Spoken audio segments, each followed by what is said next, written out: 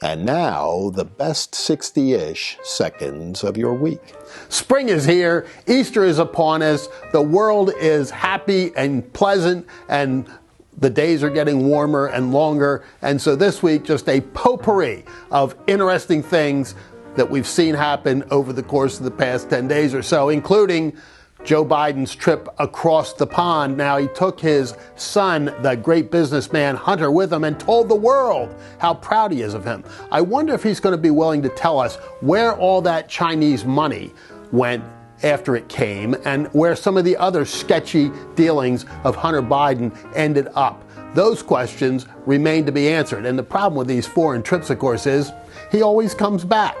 And while the president is across the sea, a major leak. Now look, this thing has trouble written all over it. I'm always reminded of Robert Gates, who was the Secretary of Defense during the Obama administration, of which Joe Biden was a part, who told us that there was not a single foreign policy issue that Joe Biden had ever touched that didn't get screwed up. And while this isn't directly a foreign policy issue, it has all sorts of foreign policy implications. And the fact that the Washington Post and the New York Times are ahead of the U.S. government in going after this thing is really troubling. You've got this Mayorkas clown down there at Homeland Security whose inability and ineffectiveness is outmatched only by his incredible arrogance, and we're supposed to feel safe and secure as a result. We gave up an awful lot through these leaks. We're going to have to see what the damage truly is and how it can be repaired, not only among our adversaries, but among our allies who were put at risk here, in addition to individuals whose lives are threatened by this kind of stuff. And last week we talked about Budweiser beer, the iconic American beverage, and what has happened since they went with the transgender stakeholder, whatever you want to call them, what do they call them, partners now? $4 to $5 billion in market cap loss in a single 10-day period. The American people just simply don't want this stuff. I said last week it was bad business, and it clearly is. Go woke, go broke. That's the message that's coming out all over the place. And in the volunteer state, we've heard about the Tennessee Three, the three members of the state legislature who, took to the floor of the legislature with bullhorns and all sorts of craziness to protest the killing of school children there by a deranged transgender person.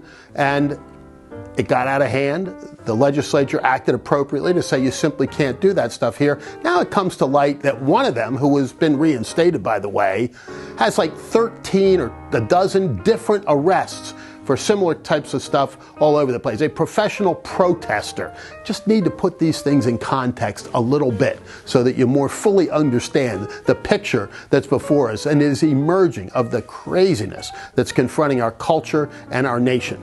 And another entry or potential entry into the presidential sweepstakes this week as South Carolina Senator Tim Scott announces that he's formed an exploratory committee to run for president next year. This has significant implications. Tim Scott is an incredibly articulate spokesperson for the conservative point of view, the first black to be elected to a Senate seat in the South since Reconstruction. He is a potential superstar. Stay tuned. Watch that one very, very closely, because with the jockeying that's going on for position right now, he's one that isn't under attack by other Republicans and has a path that he alone owns if he chooses to go forward.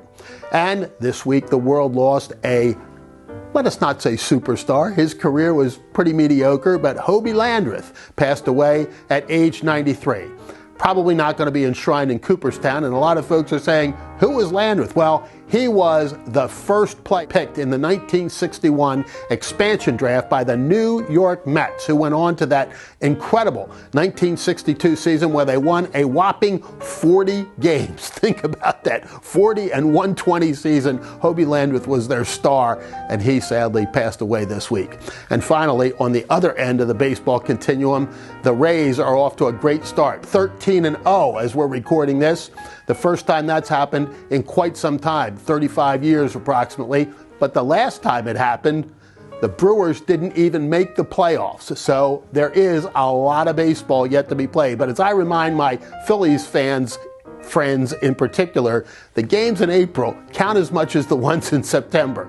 We're all going to have a lot of fun watching the national pastime this year. And for now, that is the best 60-ish seconds of your week.